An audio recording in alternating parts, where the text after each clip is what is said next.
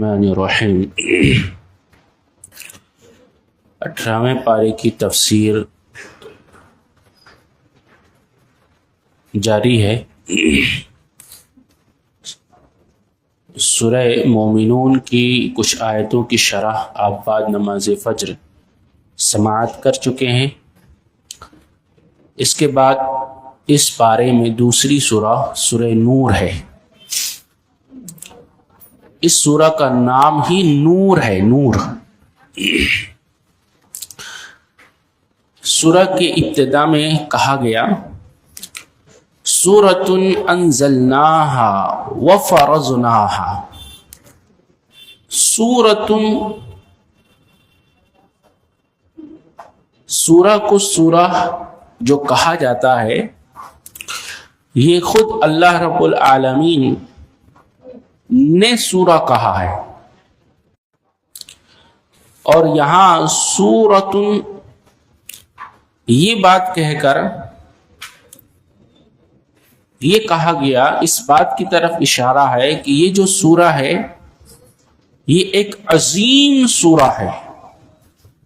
سورۃ یہ بات کہہ کے اس سورہ کی عظمت کی طرف اشارہ کیا گیا ہے کہ یہ سورہ جو ہے، سورتیں جتنی بیان ہوئی ہیں، جتنی آیتیں، وہ تو عظیم ہیں ہی، لیکن یہ اس کے اندر جو احکامات، جو قانون ذکر ہو رہے ہیں وہ بنسبت دوسرے سورتوں کے عظمت میں زیادہ اہمیت رکھتے ہیں اور بھی زیادہ عظیم ہیں۔ اس کے بعد ہے انزلناہا۔ انزال کہتے ہیں کوئی چیز اوپر سے اترے، اس کو نزول کہتے ہیں، انزال۔ ہم اس کو اتار رہے ہیں، ہم نازل کر رہے ہیں۔ سوال یہ ہے کیا قرآن کی کچھ صورتیں کوئی اور بھی ہے جو نازل کر رہا ہے؟ نہیں، اللہ ہی نازل کر رہا ہے، لیکن یہاں انزلناہا کہہ کر ان صورت کے اندر کے احکام و قانون کی اہمیت کو واضح کیا گیا رہا ہے کہ جو قانون ہم بیان کرنے جا رہے ہیں، جو بات کہنے جا رہے ہیں، یہ ہم کہہ رہے ہیں۔ اس سے آگے جو بات کہی جا رہی ہے اس بات کی اہمیت واضح ہوتی کرنا مقصود ہے۔ تو انزلنا، ہم نازل کر رہے ہیں، ہم اتار رہے ہیں۔ اللہ اکبر۔ وفرضناہا، کہا یہ جو ہم سورہ اتار رہے ہیں، جو نازل کر رہے ہیں، ایسا نہیں ہے کہ تم کر لو تو بھی ٹھیک، نہ کر لو تو بھی ٹھیک۔ فرضنا، ہم فرض کر رہے ہیں اس کو کہ تمہیں ایسا کرنا ہی ہے۔ اللہ اکبر۔ گویا کہ جو ہم احکام اتار رہے ہیں، یہ احکام تم پر ہم فرض کر رہے ہیں کہ تم ایسا کرو۔ یہ فرضناہا۔ تو اس سورہ کی جو 3 لفظ ہے وہ قابل غور ہے۔ سورۃ انزلناہا وفرضناہا۔ سورۃ کوئی یہ خاص سورہ ہے، اس سے عظمت کی طرف اشارہ ہے۔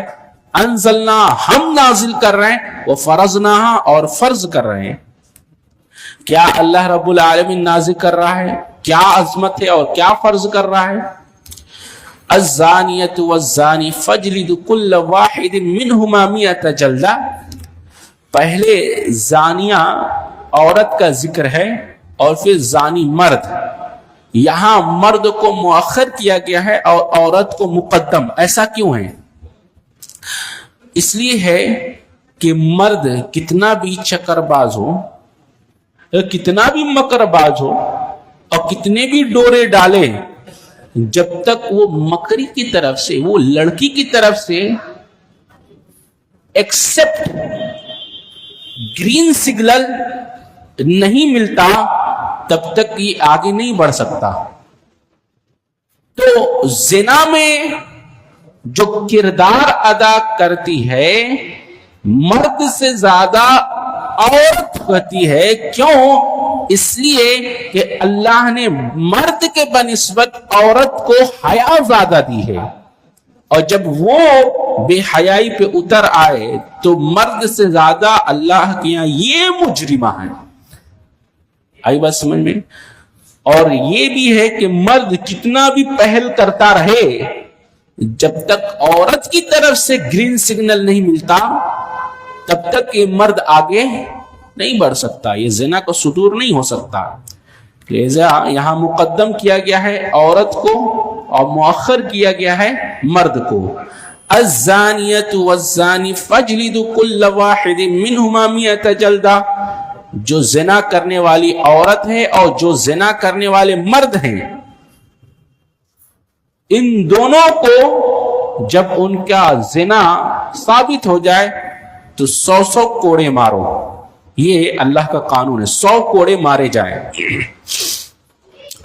حضرت عبادہ بن صامت رضی اللہ تعالیٰ عنہ کہتے ہیں اللہ کے رسول صلی اللہ علیہ وسلم فرمایا مجھ سے دین کے احکام لے لو، دین کے احکام سیکھ لو، مجھ سے دین کے احکام لے لو کہ اللہ تعالیٰ نے ان عورتوں کے لیے سبیل پیدا فرما دی ہے جو کنوارا اور کنواری کے ساتھ زنا کرے تو اس کے لیے 100 کوڑے اور 1 سال کی جلاوطنی ہے، اس کو 1 سال کے لیے ملک شہر سے باہر نکال دیا جائے گا. اور شادی شدہ مرد اور عورت ہیں اور وہ زنا کریں تو ان کے لیے 100 کوڑے اور سنسار ہے، ان کو سنسار کیا جائے گا.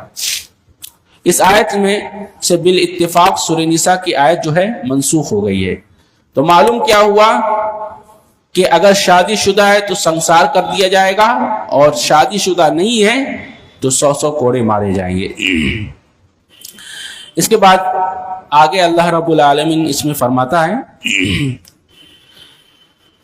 اسامہ بن زید رضی اللہ تعالیٰ عنہ فرماتے اللہ کے رسول صلی اللہ علیہ وسلم فرمایا میں نے اپنے بعد مردوں کے لیے عورتوں سے زیادہ نقصان پہنچانے والا کوئی فتنہ نہیں چھوڑا.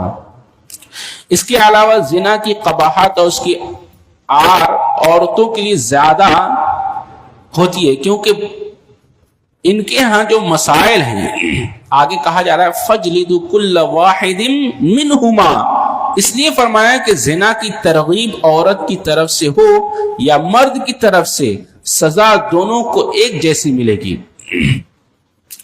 اس کے بعد آگے کہا جا رہا ہے کہتے ہیں حضرت عبادہ بن سعد بن عبادہ رضی اللہ تعالیٰ عنہ نے یہاں ایک اور لفظ ہے شرک کو اور زنا کو اللہ نے ایک ساتھ ذکر کیا ہے. آپ ایک سوال کر سکتے ہیں شرک کا یعنی مشرک کا اور زانیہ کا کیا ربط ہے؟ شرک کا اور زنا کا کیا ربط ہے، کیا تعلق ہے؟ اللہ ایک ساتھ ذکر کر رہا ہے. تعلق ہے اس لیے کہ ایک زانیہ وہ اپنے شوہر کا چوکھٹ چھوڑ کر غیر کی چوکھٹ پر چلی جاتی ہے اور مشرک اپنے رب کا چوکھٹ چھوڑ کر وہ غیر کی چوکھٹ پر چلا جاتا ہے. تو دونوں ہی اپنے حد کو اپنے حدود سے نکل جاتے ہیں. مشرکہ اپنے حد کو پار کر جاتی ہے اور مشرک یہ اپنے حد کو اپنے چوکھٹ کو کراس کر جاتا ہے، پار کر جاتا ہے. اس لیے اللہ نے دونوں کو ایک ساتھ ذکر کیا ہے.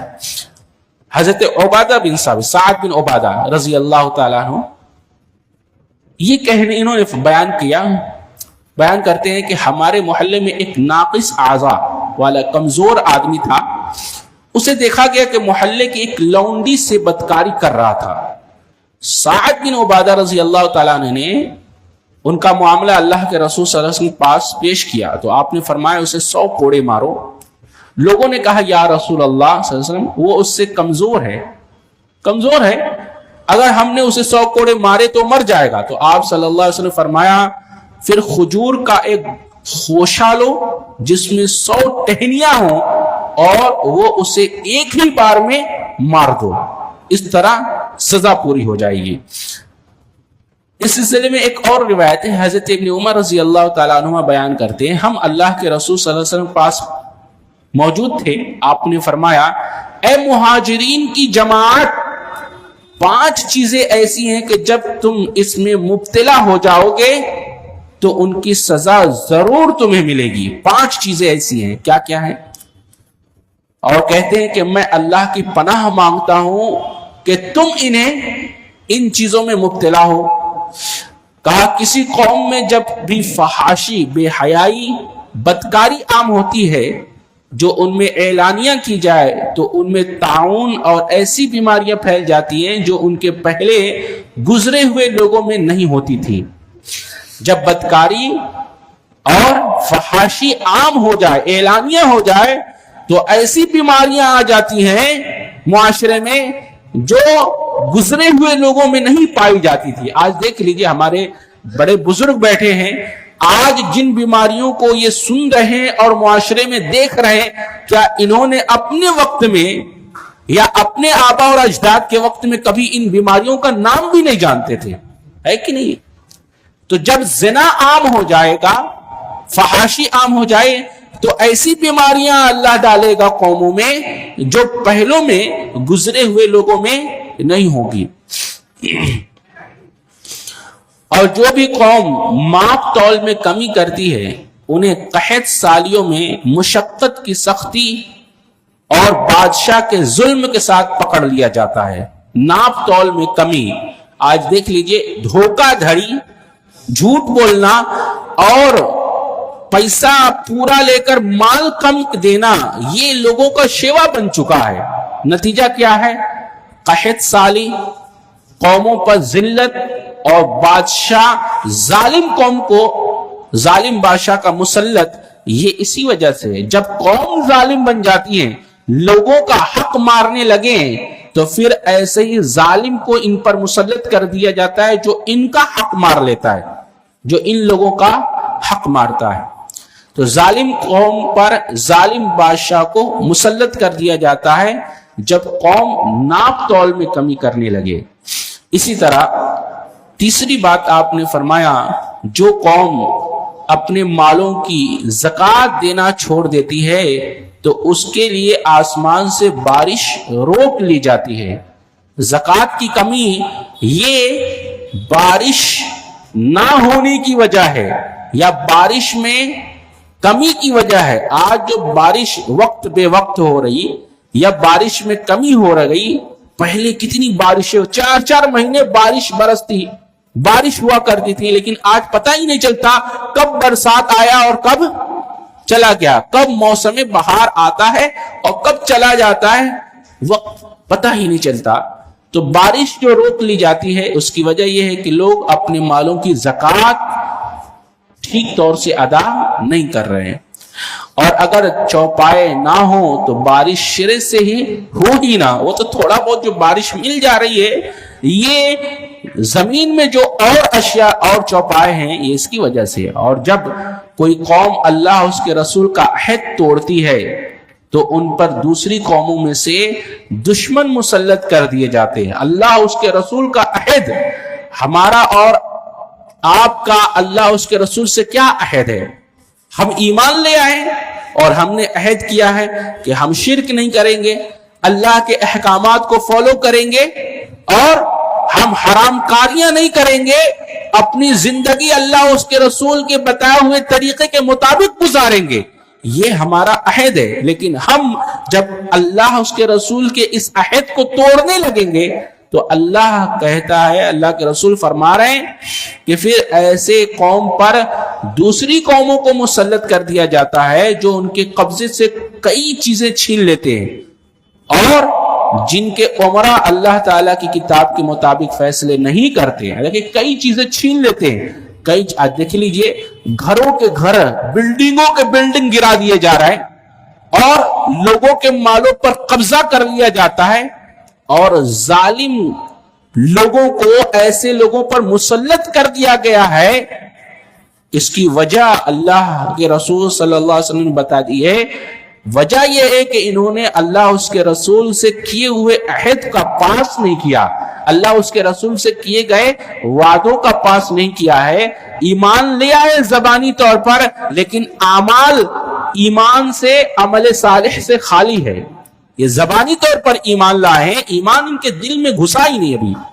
تو کہا کہ جب کوئی قوم ایسا کرتی ہے تو اللہ کیا کرتا ہے؟ دوسری قوموں کو ان پر مسلط کر دیتا ہے، اور یہ کیا کرتے ہیں؟ دوسری قوم ان پر کیا کرتے ہیں؟ ان کے قبضے کی ساری چیزیں جو ان کے پاس ہوتی ہے چھین لیتے ہیں۔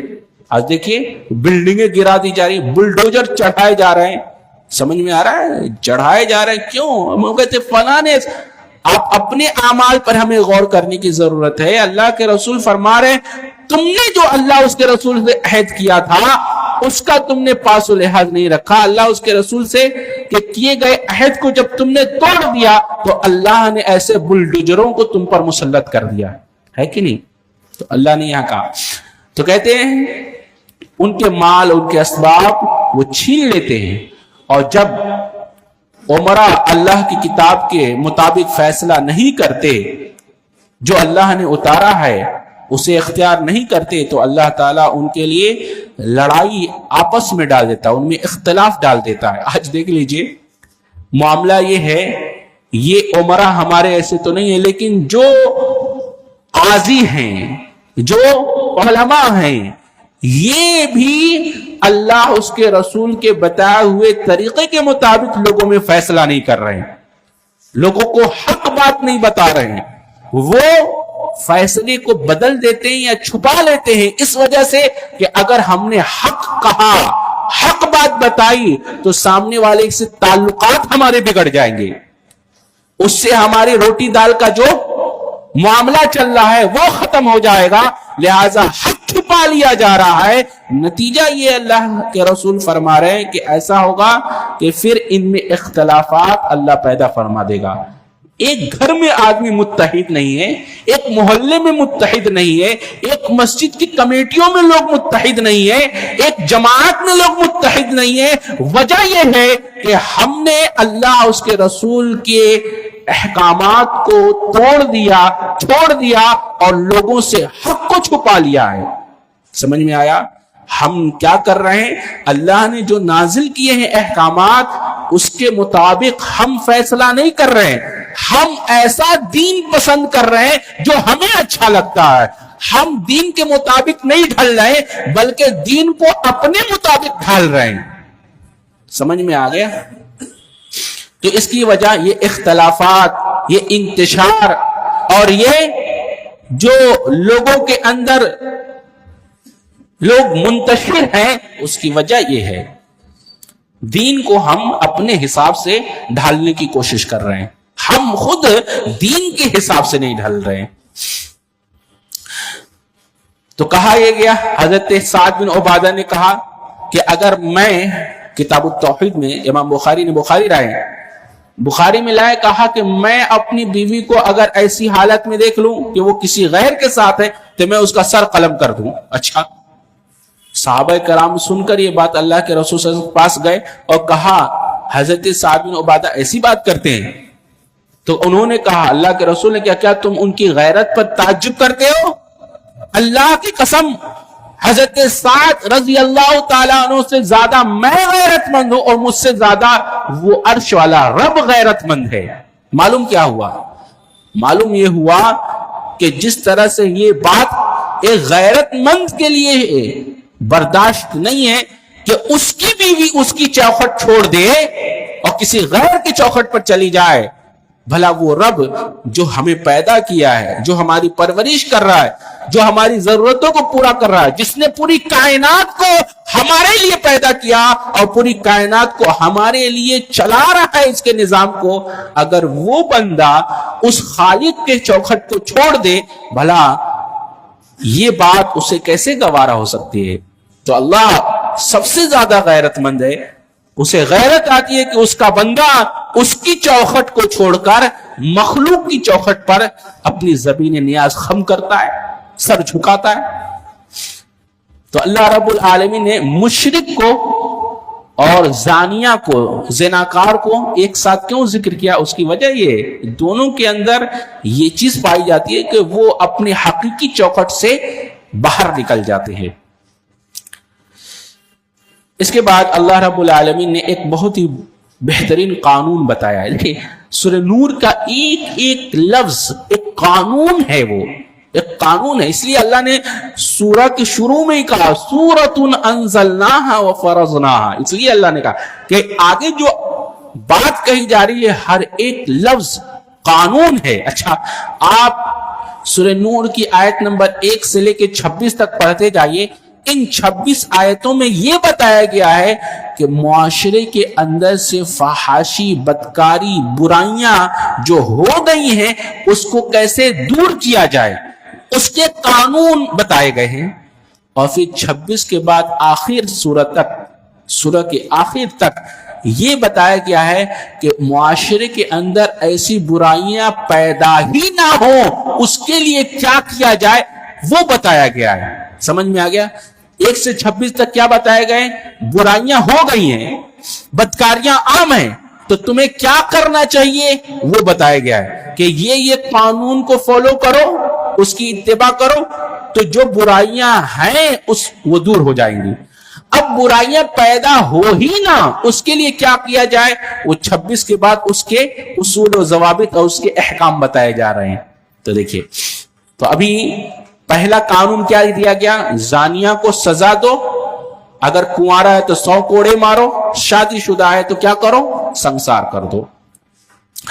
آگے کہا جا رہا ہے الزانی لا ينکح الا زانیۃ او مشرکہ والزانیۃ لا ينکحها الا زان او مشرک. زانی مرد نکاح نہیں کرے گا مگر زانیہ عورت سے یا کسی مشرکہ عورت سے، اور زانیہ عورت اس سے نکاح نہیں کرے گی مگر کوئی زانی مشرک سے. یہ کام ایمان والوں پر حرام کر دیا گیا ہے. معلوم کیا ہوا؟ کوئی بھی مومن کسی مشرک سے نکاح نہیں کر سکتا اور کوئی مشرک کسی مومن سے نکاح نہیں کر سکتا. لہذا معلوم یہ ہوا کہ مسلمان کا نکاح کسی کافر سے حرام ہے اور کسی کافر کا نکاح مسلمان سے حرام ہے. اللہ اکبر. سمجھ میں آ گئی؟ اس کے بعد کہا جا رہا ہے والذین یرمون المحصنات ثم لم یأتوا بأربعة شہداء فاجلدوهم 80 جلدة ولا تقبلوا لهم شہادة ابدا واولئک هم الفاسقون. کہا گیا وہ لوگ جو پاک دامن عورتوں پر تہمت لگاتے ہیں، الزام لگاتے ہیں اور پھر 4 گواہ نہیں لاتے تو ان کے اوپر حد قذف لگائے جائے. 80 کوڑے ان کو لگائے جائیں اگر وہ 4 گواہ نہیں لاتے، اور پھر کیا کیا جائے؟ ان کی گواہی پھر کبھی نہیں قبول کی جائے گی. اور تیسرا یہ وَأُولَئِكَ هُمُ الْفَاسِقُونَ، ایسے لوگوں کو فاسق سمجھا جائے گا. تو 3 سزائیں ایسے مجرموں کو دی گئی ہیں. کہا گیا کہ ایسے لوگ اگر 4 گواہ نہیں لائیں تو سب سے پہلے یہ کہ آئندہ سے کبھی بھی ان کی گواہی مقبول نہیں ہوگی، گواہی ان کی قبول نہیں کی جائے گی. ایک، ان کی گواہی کو رد کر دیا گیا، اور دوسرا یہ کہا گیا کہ ایسے لوگوں پر 80 کوڑے لگائے جائے، 80 کوڑے مارے جائے. اچھا، اور تیسرا یہ کہ ایسے لوگ فاسق ہیں، ان کو فاسق سمجھا جائے گا اور فاسق مانا جائے گا. ہاں اگر اب انہیں احساس ہو گیا الا الذین تابوا من بعد ذلک واصلحوا، مگر پھر جب وہ توبہ کر لیں اور اپنے غلطی کی اصلاح کر لیں تو فإن اللہ غفور رحیم، یقیناً اللہ بخشنے والا اور رحم کرنے والا ہے. اللہ اکبر. اچھا، یہ کس زمرے میں کی گئی؟ یہ کیوں کہا گیا ہے؟ ہوا یہ واقع افک کے بارے میں آپ نے سنا ہے. ایک غزوے سے اللہ کے نبی صلی اللہ علیہ وسلم گزر رہے تھے، جا رہے تھے، تو آپ نے ایک جگہ پڑاؤ ڈالا.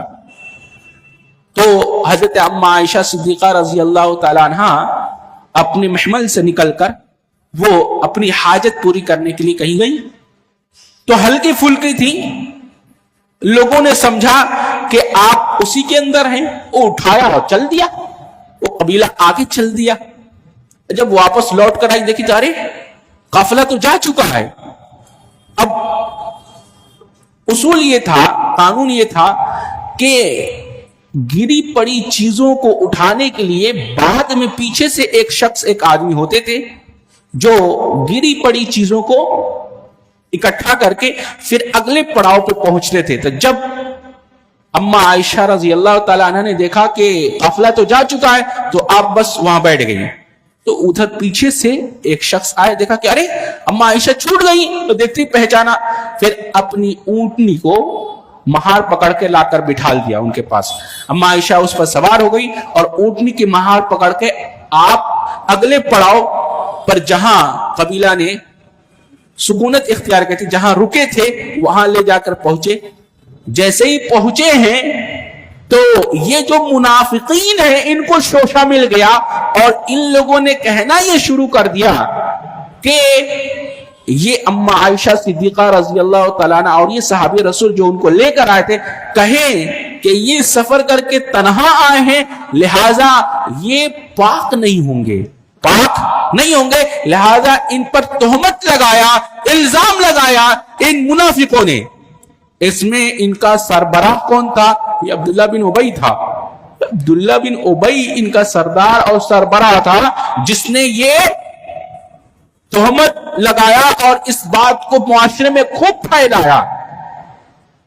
मुआशरे में बात इस कदर फैल गई कि इसमें कुछ मासूम मुसलमान भी इस जिद में आ गए। 3 सहाबा कराम हैं जो इसके जिद में आ गए। जब मुआशरे में एक हवा चलती है तो उस हवा के जिद में कुछ मासूम भी आ जाते हैं। एक हवा चली तो कुछ मासूमीन, कुछ मुसलमान वो इसके जिद में आ गए। उसके बाद अम्मा आयशा सिद्दीका रजी अल्लाह तआला अन्हा फरमाती हैं कि अल्लाह के नबी सल्लल्लाहु अलैहि वसल्लम इस दौरानिया में तकरीबन महीनों का ये मामला था कि लोगों में बातें हो रही हैं और मुसलमान की नजरें झुक गई हैं। अल्लाह के नबी सल्लल्लाहु अलैहि वसल्लम आप इमामुल अंबिया हैं और नतीजा ये कि आपकी बीवी पर ऐसे घिनौने इल्जाम लगा दिए गए हैं। सोचिए ये कैसा तकलीफ देह मौका होगा और इंसान की रूह छल्ली हो रही थी मुसलमानों की, नबी की, जब लोग ऐसी बातें कर रहे थे। एक आम मुसलमान के साथ ऐसा उसकी बीवी के मामला अगर हो जाए तो जीते जी इंसान घुटने लगता है, चे जाएगा कि नबी की बीवी के ऊपर ऐसे इल्जामात लगा दिए गए। अल्लाह के रसूल सल्लल्लाहु अलैहि वसल्लम आते और हजरत अम्मा आयशा को सलाम करते, खैरियत लेते, चले जाते। कोई सवाल जवाब, बैठना उठना कुछ नहीं होता था। आपको खबर ही नहीं थी, आप रोया करती थी, रो रही हैं। अल्लाह अकबर, बहुत ही गम और बहुत ही तकलीफ और कुढ़न का यह मौका था। इसके बाद अल्लाह रब्बुल आलमीन ने अम्मा आयशा सिद्दीका रजी अल्लाह तआला अन्हा की बरात में आपकी पाक दामनी को साबित करने के लिए 10 आयतें सूरह नूर की नाजिल फरमाई और वाज़ेह हो गया कि अम्मा आयशा रजी अल्लाह तआला अन्हा इस इल्जाम से बरी हैं। अल्लाह अकबर। फिर जितने लोग इस इल्जाम में मुलव्विस थे सबके ऊपर 80-80 कोड़े लगाए गए, हद्द क़ज़फ़ लगाया गया, सबको कोड़े लगाए गए, मारे गए। और अल्लाह रब्बुल आलमीन ने आपको राहत दी और आपकी पाक दामनी को साबित करने के लिए अम्मा आयशा की पाकीज़गी को वाज़ेह करने के लिए कुरान की 10 आयतें अल्लाह ने सूरह नूर की नाजिल फरमाई हैं। अल्लाह अकबर। ये आपका मकाम है हज़रत अम्मा आयशा सिद्दीका रज़ी अल्लाह तआला अन्हा का। एक पादरी था, किस्सिस कहते हैं पादरी, ये ईसाई का था। वो एक सहाबी रसूल से कहने लगा, कहा कि ये जो इल्जामात लगाए गए थे तुम्हारे नबी की बीवी पर, यानी अम्मा आयशा पर, कौन जानता है, शायद वो उसमें मुलव्विस हो और शायद ना हो, कोई कंफर्म थोड़ी है। कौन कह रहा है? वो किसी से पादरी है, वो कह रहा है। तो उन्होंने जवाब दिया, कहा ये बताओ कि अम्मा आयशा रजी अल्लाह तआला अन्हा के साथ शौहर हैं और औलाद भी नहीं हुई, शौहर हैं और औलाद नहीं हुई, ठीक है। और हजरत मरियम अलैहिस्सलातु वस्सलाम के पास वहां इल्जाम वहां भी लगाए गए हैं और इल्जाम यहां भी लगाए गए हैं। यहां शौहर हैं, औलाद नहीं है, और वहां शौहर नहीं है और औलाद हो गई है। توجہ دے رہے ہیں؟ حضرت مریم علیہ السلام کے یہاں شوہر نہیں ہے اور اولاد ہو گئی ہے، اور یہاں شوہر ہے اولاد نہیں ہوئی ہے. بتاؤ تہمت کا یہ الزام زیادہ شیور کس طرف ہے، جھکاؤ کس طرف ہے پل رہا؟ اور وہ پادری بھاگ گیا. اللہ اکبر. سمجھ میں آ گیا نہیں آیا آپ لوگوں؟ چلیے تھوڑا سمجھے تو سمجھ میں آ جائے گا. تو حضرت مریم علیہ السلام کی پاک دامی اللہ نے معجزے سے ظاہر کی، اور معجزہ کیا تھا؟ حضرت عیسیٰ علیہ السلام گہوارے میں وہ بچے تھے اور بول پڑے، کہا انی عبداللہ، میں اللہ کا بندہ ہوں. تو اللہ نے ان کی پاک دامنی کو بھی معجزے سے ظاہر کیا، اور اما عائشہ صدیقہ رضی اللہ تعالی عنہا کی پاک دامنی کو بھی اللہ نے معجزے سے ظاہر کیا. قرآن سراپا معجزہ ہے، اور اللہ نے اس میں 10 آیتیں نازل فرمائی، اور اما عائشہ صدیقہ رضی اللہ تعالی عنہا کی پاک دامنی کو واضح کر دیا گیا. تو دونوں کی پاک دامنی کو معجزے سے ظاہر کیا گیا، لیکن وہاں معجزہ صرف اتنا ہے کہ گہوارے میں حضرت عیسیٰ علیہ السلام فرما دیا انی عبداللہ، اور یہاں معجزہ یہ ہے کہ اللہ نے 10 آیتیں نازل کر دی ہیں. کتنی بڑی بات ہے، سمجھ میں آ گیا؟ چلیے آگے پڑھتے ہیں. اس کے بعد اللہ فرماتا ہے والذین یرمون ازواجہم ولم یکن لہم شہداء الا انفسہم فشہادۃ احدہم 4 شہادات باللہ انہ لمن الصادقین. یہ وہی بات کہی جا رہی ہے. اچھا یہ تو یہ بات ہو گئی کہ کسی غیر کی بیوی پر آپ تہمت لگائیں تو 4 گواہ لائیں، لیکن اگر کوئی شخص اپنی بیوی کو کسی غیر کے ساتھ دیکھ لے تو کیا کرے؟ سمجھ میں آ رہی؟ تو کیا کرے؟ یہ مسئلہ لعان بیان کیا جا رہا ہے. اپنی بیوی کو اگر کسی غیر کے ساتھ دیکھ لے تو کیا کرے؟ اگر وہ کچھ نہیں بولتا تو دوسری کی اولاد خود پالے اور اندر ہی اندر گھٹتا رہے، اور بول دے اور 4 گواہ نہ لائے تو پھر 80 کوڑے کھائے. سمجھ میں آ رہا ہے نہیں آ رہا ہے؟ بھائی اپنی بیوی کو ہم نے دیکھ لیا، اب کیا ہوا؟ اگر ہم گواہ کھوجنے جاتے ہیں، 4 گواہ بلانے جاتے، تب تک معاملہ ختم ہو جانا ہے. اور اگر اسی وقت ہم بول پڑتے ہیں اور الزام لگاتے ہیں اور 4 گواہ نہیں لاتے تو 80 کوڑے کھاؤ. اور اگر نہیں بولتے ہیں تو کسی اور کی اولاد خود پالو، اور اندر ہی اندر اس برائی کو یاد کر کے کڑتے رہو، گھٹتے رہو. معاملہ پیچیدہ ہے. ایسا ہی معاملہ ہوا. اللہ رب العالمین نے آیتیں اتار دی اور فرمایا، کہا اگر کوئی شخص اپنی بیوی کو ایسے نازیبا حالت میں دیکھ لے تو کیا کرے؟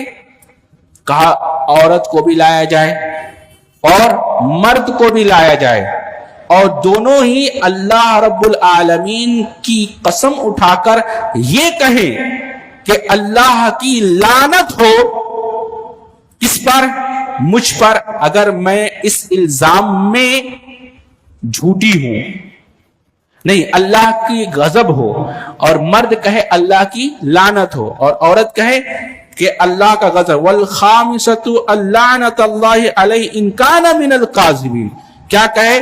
5ویں مرتبہ یہ کہے کہ اس پر اللہ کی لعنت ہو اگر وہ جھوٹوں میں سے ہے. سمجھ میں آیا؟ تو یہ آیت لعان ہے، اس میں تھوڑی تفصیل ہے انشاءاللہ، ابھی وقت نہیں ہے، آگے بڑھیے.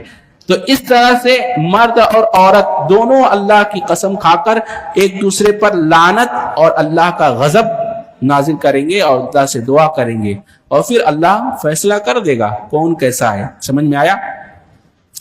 اس کے بعد اللہ فرماتا ہے، ایک قانون اور بیان کیا جا رہا ہے، تو توجہ سے سنیے. وَلَوْلَا إِذْ سَمِعْتُمُوهُ ظَنَّ الْمُؤْمِنِينَ وَالْمُؤْمِنَاتُ بِأَنفُسِهِمْ خَيْرًا. کہتے ہیں جب تم لوگوں نے یہ بات سنی تو تم لوگوں نے یہ کیوں نہیں گمان کیا، کیوں نہ جب تم نے اسے سنا تو مومن مردوں اور مومن عورتوں نے اپنے نفسوں میں اچھا گمان کیا اور کہا کہ یہ صریح بہتان ہے. گویا کہ یہ قانون دیا جا رہا ہے کہ جب تم کسی کی برائی سنو تو برائی سنتے ہی برائی بیان نہ کرنے لگو، بلکہ اچھا گمان کرو. پہلے اچھا گمان کرو کہ ہو سکتا ہے کہ کوئی غلط فہمی ہو گئی ہو سکتا ہے کہ وہ اس گناہ سے بری ہو. تو تھنکنگ اچھی ہونی چاہیے، مومن مرد اور مومن عورتوں کی سوچ اچھی ہونی چاہیے، یہ بتایا گیا۔ اور پھر آگے کہا جا رہا ہے ان الذين يحبون ان تشيع الفاحشة في الذين آمنوا لهم عذاب علیم في الدنيا والآخرة۔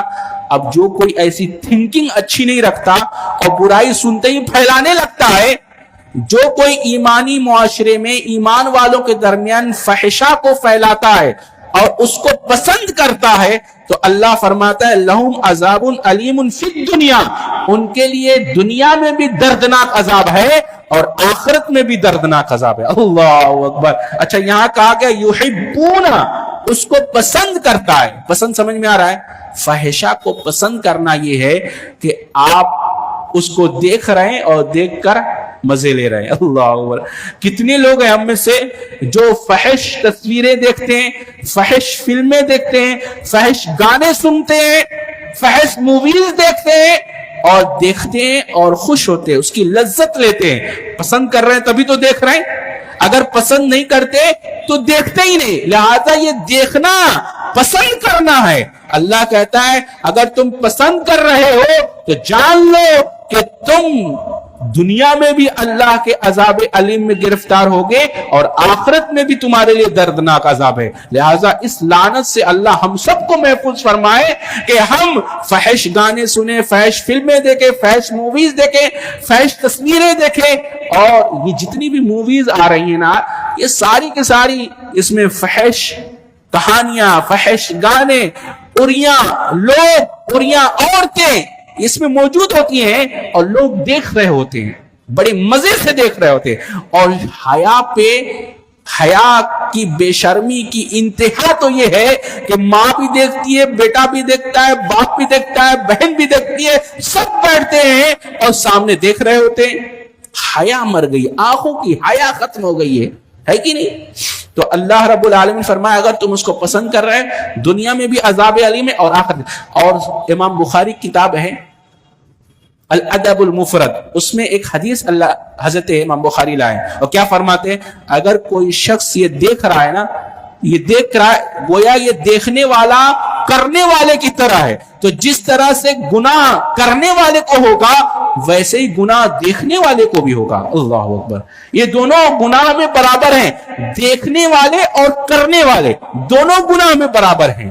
اس لیے کرنے والا کر رہا ہے اور دیکھنے والا مزے لے کر دیکھ رہا ہے، دونوں گناہ میں برابر ہیں۔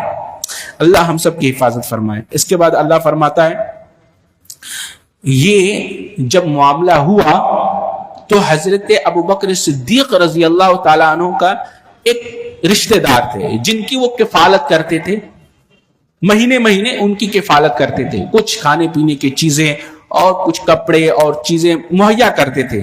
وہ مسکین تھے، غریب تھے، ان کی دیکھ ریکھ اور کفالت کیا کرتے تھے۔ معلوم یہ ہوا رشتہ داروں میں اگر کوئی ایسا مسکین غریب ہے اور اللہ نے آپ کو دے رکھا ہے مال و دولت سے، تو آپ کو چاہیے کہ ایسے رشتہ داروں کی جو مسکین ہے، غریب ہے، ان کی کفالت کیجئے، ان کے کپڑے کھانے پینے کی چیزیں مہیا کیجئے تاکہ ان کی زندگی آسان ہو جائے۔ یہ اس میں دوہرا اجر ہے، ایک تو آپ کو صلہ رحمی کا اجر، رشتے کو آپ برقرار رکھیں، اور دوسرا آپ مدد کریں، دوہرا اجر ملنے والا ہے۔ تو حضرت ابوبکر صدیق رضی اللہ تعالیٰ عنہ ایسا کرتے تھے، اور ہوا یہ کہ یہ جو اما عائشہ رضی اللہ تعالیٰ عنہ پہ تہمت لگائی گئی تھی، اس میں یہ آدمی جن کی وہ کفالت کرتے تھے وہ بھی ملوث تھے۔ اب ان کو غم ہوا کہ میری بیٹی پر اس نے ایسا الزام لگایا، اب میں اس کی کفالت نہیں کروں گا۔ انہوں نے چھوڑ دیا۔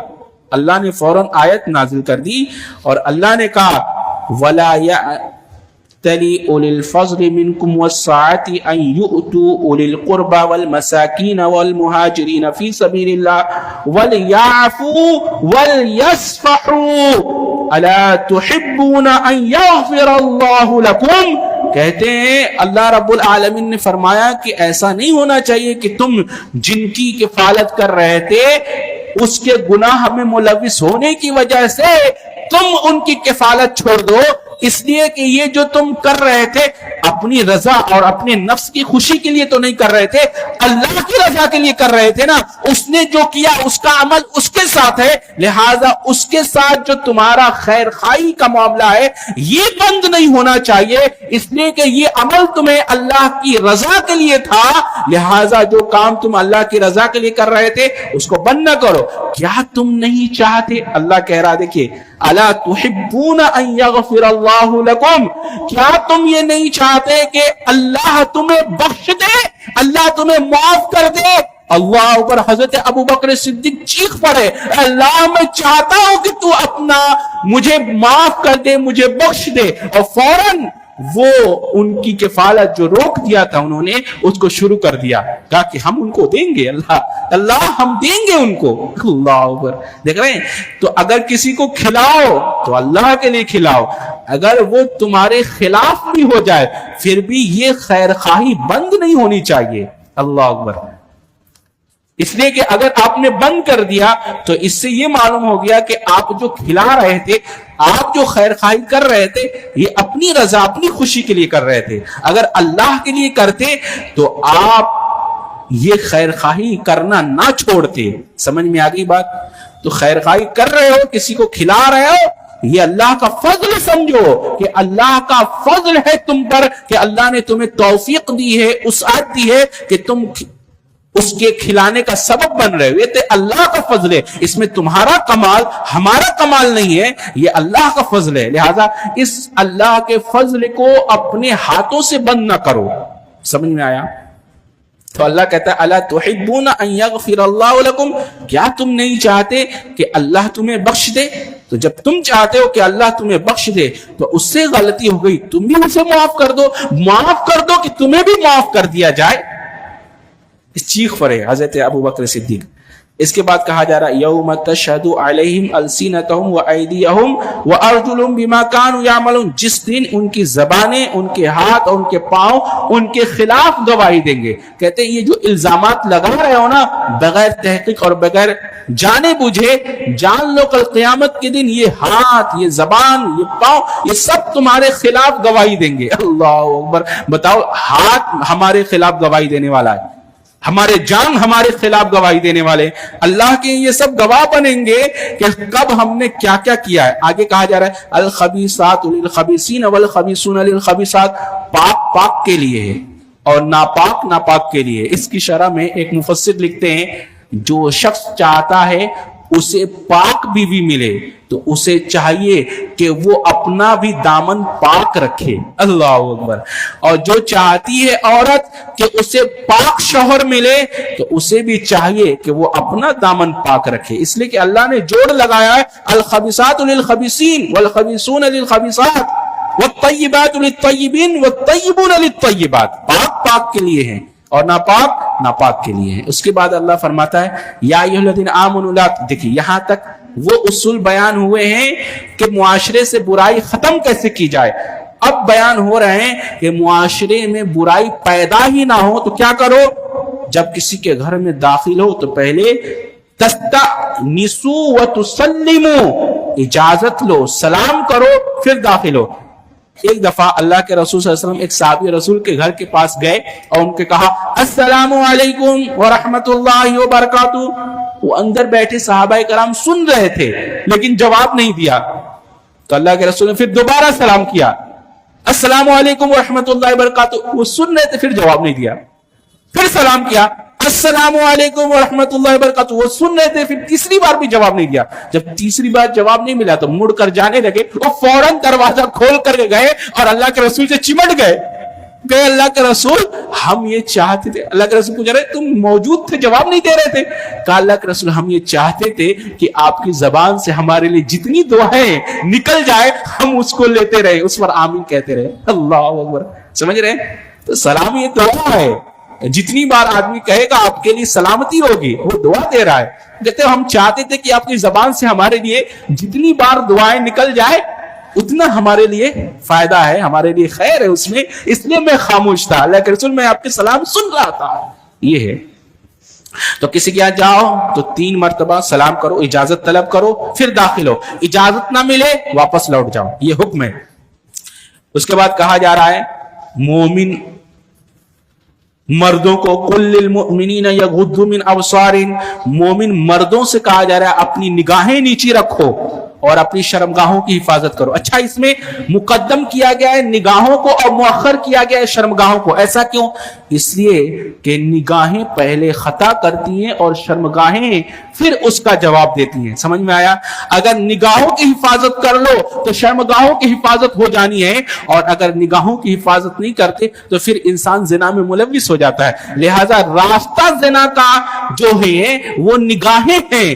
پہلے آنکھوں سے آنکھیں چار ہوتی ہیں، لہذا اللہ نے پہلے ہی حکم دے دیا نگاہیں نیچی کر لو. اچھا پھر کیا کریں؟ نگاہیں ایک عورت ہے بہت خوبصورت تھی، آئی اللہ کے نبی صلی اللہ علیہ وسلم کوئی مسئلہ پوچھ رہی تھی. وہاں ایک صحابی رسول بیٹھے تھے، وہ پوچھ رہی تھی تو یہ ایسے دیکھ رہے تھے. اللہ کے رسول دیکھتے دیکھتے رہے، ان کے ایسے منڈی پکڑ کے ایسے گھما دی. ادھر دیکھ، ادھر دیکھ، ادھر کیا دیکھتا ہے؟ منڈی پکڑ کے گھما دی. معلوم کیا ہوا؟ آدمی کہتا ہے پہلی نگاہ تو معاف ہے نا، تو پہلی نگاہ وہ ہٹاتا ہی نہیں ہے. پہلی نگاہ دیکھا جا رہا ہے کہ پہلی نگاہ سے مطلب یہ ہے ایک دفعہ غلطی سے پڑ جائے نیچے کر لو. پہلی نگاہ اگر پہلا معاف ہے تو اب آدمی لگاتار دیکھے جا رہا ہے کہ معاف ہے تو دیکھ لو جتنا چاہے. ایسا نہیں ہے، پہلا پڑ جائے تو نیچے کر لو، اپنی نگاہوں کی حفاظت کر لو تاکہ تمہاری شرمگاہوں کی حفاظت ہو جائے. اس کے بعد اللہ رب العالمین نے پھر عورتوں کو حکم دیا، پہلے مردوں کو پھر عورتوں کو. کیوں؟ اس لیے کہ یہ مرد، یہ مکرے پہلے عورتوں پر ڈورے ڈالتے ہیں، یہ ڈورے ڈالتے ہیں اور ڈورے ڈال ڈال کے یہ عورتوں کو بہکا دیتے ہیں. لہذا حکم دیا گیا کہ ڈورے ڈالنا چھوڑ دو. مردوں کو حکم آیا ڈورے ڈالنا چھوڑ دو. اچھا، اس کے بعد کہا جا رہا ہے ایک بڑی شاندار بات کہی جا رہی ہے. کس کے لیے؟ ان لوگوں کے لیے جو دنیا میں نیک اعمال کرتے ہیں. دیکھیے وَأَنْكِحُوا الْأَيَامَ مِنْكُمْ وَالصَّالِحِينَ مِنْ عِبَادَتِكُمْ وَإِمَائِكُمْ إِنْ يَكُونُوا فُقَرَاءَ يُغْنِيهُمُ اللَّهُ مِنْ فَضْلِهِ. یہ کہا یہ جا رہا ہے کہ اگر تم میں سے کوئی مرد یا عورت نکاح کے قابل ہو جاتے ہیں تو اللہ حکم دے رہا ہے کہ ان کا نکاح کر دو. اپنے میں سے بے نکاح مردوں عورتوں کا نکاح کر دو. اور اگر تم ڈرتے ہو ان کے فقر کے لیے تو اللہ کہتا ہے ان یکونوا فقراء یغنیہم اللہ من فضلہ، ان کے فقر کا غم نہ کرو، اللہ اپنے فضل سے ان کو غنی کر دے گا. ہمارے آبا اور اجداد میں کہا جاتا تھا جو وہ لڑکا نکما ہوتا گھومتا رہتا تو بڑے بزرگ کہتے تھے ارے کھونٹے سے باندھ دو ذمہ دار بن جائے گا. ہوتا تھا نہیں ہوتا تھا؟ آج کہا یہ جاتا ہے پہلے ذمہ دار بن جائے پھر ہم کوٹھے سے باندھیں گے. الٹا معاملہ ہو گیا ہے. نکمے کو کیا کہا جاتا تھا؟ کھوٹے سے باندھ دو ذمہ دار ہو جائے گا. اور آج انتظار کرتے رہتے ہیں ذمہ دار ہوگا تب نکاح کیا جائے گا. یہ جو معاملہ پلٹ گیا ہے یہ بالکل قرآن کے مخالف ہے. قرآن یہ کہتا ہے کہ ایسا آدمی جو کم کما رہا ہے یا نکما ہے اس کا نکاح کر دو. یہ نکاح کی برکت سے وہ ذمہ دار بن جائے گا، وہ نکما سدھر جائے گا. اللہ کہتا ہے ان یکونوا فقراء یغنیہم اللہ من فضلہ، فقیر ہے نا اللہ غنی کر دے گا اپنے فضل سے. یہ اللہ کا حکم ہے اور اللہ یہ نصیحت کر رہا ہے. اس کے بعد اللہ رب العالمین نے بڑی شاندار، اللہ کی ہر بات شاندار ہے. اللہ فرماتا ہے، توجہ سے سنیے، رجال لا تلہیہم تجارت ولا بیع عن ذکر اللہ واقام الصلاۃ وایتاء الزکاۃ. کہا وہ بڑی شان والے مرد ہیں جنہیں اللہ کے ذکر سے، ان کی نماز اور زکوٰۃ دینے سے نہ ان کی تجارت غافل نہیں کرتی، ان کی خرید و فروخت اور ان کی تجارت ان کو نماز پڑھنے سے اور زکوٰۃ دینے سے غافل نہیں کرتی. اللہ نے ایسے مردوں کی تعریف کی ہے جن کی تجارت اور جن کی خرید و فروخت ان کو نماز سے اور زکوٰۃ سے غافل نہیں کرتی. آج لوگ نماز کیوں چھوڑ دیتے، زکوٰۃ کیوں نہیں دیتے؟ اس لیے وہ کہتے ہیں کہ ہم دکان میں رہتے ہیں، تجارت میں رہتے ہیں، فلاں کام میں رہتے ہیں. سوال ان سے یہ ہے کیا صحابہ کرام تاجر نہیں تھے؟ کیا وہ نکمے تھے؟ کیا وہ تاجر نہیں تھے؟ کیا وہ مال نہیں کماتے تھے؟ کیا وہ محنت نہیں کرتے تھے؟ ہم سے زیادہ وہ محنت کرنے والے تھے، لیکن پھر بھی وہ نمازوں کے پابند تھے، پھر بھی وہ زکوٰۃ ادا کرتے تھے. سمجھ میں آیا؟ تو وہ سب کیا کرتے تھے. اللہ تعالیٰ نے ایسے مردوں کی تعریف کی جو جن کی تجارت اور جن کی خرید و فروخت ان کو ان کی نماز سے اور اللہ کے ذکر سے، اللہ کی راہ میں خرچ کرنے سے ان کی تجارت انہیں غافل نہیں کرتی. اچھا آگے اللہ فرماتا ہے جو لوگ دنیا میں اعمال تو کر رہے ہیں لیکن وہ اعمال اس طریقے سے نہیں کر رہے ہیں جیسا اللہ اس کے رسول نے حکم دیا ہے. عمل کر رہے ہیں لیکن منمانی کر رہے ہیں، اور وہ کیا سمجھ رہے ہیں بڑا اچھا عمل ہم کر رہے ہیں. آج دیکھ لیجئے یہ تیجا کرنے والے، چہلم کرنے والے، قرآن خوانی کرنے والے، عید میلاد النبی منانے والے اور نظر و نیاز کرنے والے، چڑھاوے چڑھانے والے، چادر چڑھانے والے، ان سب کا حال کیا ہے؟ یہ اس کو بڑا اچھا عمل سمجھ کے کرے جا رہے ہیں. تو اللہ کہہ رہا ہے کل قیامت کے دن ایسے لوگوں کا اعمال کا حال کیا ہوگا. اللہ نے ایک مثال دی ہے، کہا ایک ریگستان میں ایک پیاسا دوڑ رہا ہے پیاس سے، اور چمکتی ہوئی ریت کو سمجھتا ہے کہ پانی ہے اور دوڑ کر جا رہا ہے. جب وہاں پہنچتا ہے تو دیکھتا ہے کہ یہاں تو صرف ریت ہی ریت ہے، کچھ بھی اس کو ہاتھ نہیں لگتا. لہذا یہ مشقت، یہ جدوجہد اس کے کسی کام نہ آئی کیونکہ اس نے چمکتی ہوئی ریت کو پانی سمجھا ہے. لہذا ایسے لوگوں کے اعمال جنہوں نے عمل کو خود بخود اچھا جان لیا اور سمجھتے ہیں کہ یہ عمل اللہ کیا کام آئے گا، قیامت کے دن ان کا حال یہی ہونے والا ہے. یہ چمکتی ہوئی ریت کو پانی سمجھتے ہیں، جب وہاں پہنچیں گے اللہ کیا ان کے عملوں کا کوئی صلہ ملنے والا نہیں ہے. اللہ نے مثال بیان کی. اور ایک اور مثال اللہ نے کہا کہ ان لوگوں کا حال ایسا ہے جیسے سمندر کے اندر سمندر کی اندھیرا ہو اور رات کی تاریکی ہو، اور رات پہ رات اندھیرے پہ اندھیرا ہو اور اس میں ڈوب رہے ہیں، یہاں تک کہ ہاتھ باہر نکالے تو ان کو اپنا ہاتھ بھی اندھیرے کی وجہ سے نظر نہیں آتا. کہا ان کی مثال ایسے ہی ہے، ان کے عملوں کا حال یہی ہے کہ ان کو اللہ کے یہاں کچھ بھی ملنے والا نہیں ہے. بحری یعنی سمندر میں سفر کرنے والے کچھ بہت بڑے سائنسداں تھے، انہوں نے اس آیت کو پڑھا اور انہوں نے سوال کیا کسی اسکالر سے، یہ بتاؤ کیا محمد صلی اللہ علیہ وسلم کیا وہ انہوں نے بحری سفر کیا ہے؟ جی ہاں، یہ جو بحری سفر یعنی سمندر کا سفر ہے کیا انہوں نے کیا ہے؟ تو بتایا گیا کہ نہیں ہے، اللہ کے رسول صلی اللہ علیہ وسلم نے بحری سفر نہیں کیا ہے. ہمارے نبی نے کبھی بھی سمندر کا سفر اس طرح سے جہاز میں نہیں کیا ہے.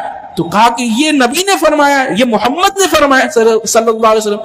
کہتے ہاں یہ محمد پر نازل ہوئی ہے صلی اللہ علیہ وسلم. کہا کہ یہ جو بات کہی گئی ہے سمندر میں سفر کرنے والے اس کو خوب جانتے ہیں کہ اس حقیقت تک تو ہم بھی نہیں پہنچ سکتے جو اس آیت میں واضح کر دیا گیا ہے، اور فوراً وہ سب ایمان لے آئے. اللہ اکبر. کہ ایک ایسا شخص جس نے کبھی سمندر میں سفر نہ کیا ہو اور سمندر کی اتنی گہری باتیں بتا رہا ہے جس کو ہم بھی نہیں جانتے، لہذا یہ آدمی کی ہر بات سچی ہے اور اس کا ہر قول پکا ہے. اللہ اکبر. فوراً ایمان لے آئے. ایسے ایسے لوگ ہوئے ہیں جو قرآن پڑھ پڑھ کے ایمان لاتے تھے. اس کے بعد اللہ فرماتا ہے کائنات کی ہر شے نماز کا طریقہ جانتی ہے. الم ترى ان الله يسبح له من في السماوات والارض والطير صافات. اللہ فرماتا ہے كل قد علم صلاته وتسبيحه والله عليم بما يفعلون.